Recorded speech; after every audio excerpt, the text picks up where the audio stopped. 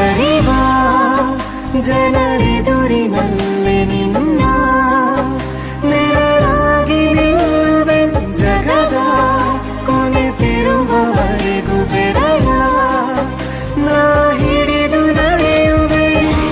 ಆದರೂ ಹಿತವಾಗಿದೆ ನಿನ್ನ ನೆನಪ ಮಂಪರು, ನನ್ನ ಬಾಳಿಗೆ ಪರವಾಗಿದೆ ನಿನ್ನ ಪ್ರೀತಿಯ ತುಂತುರು.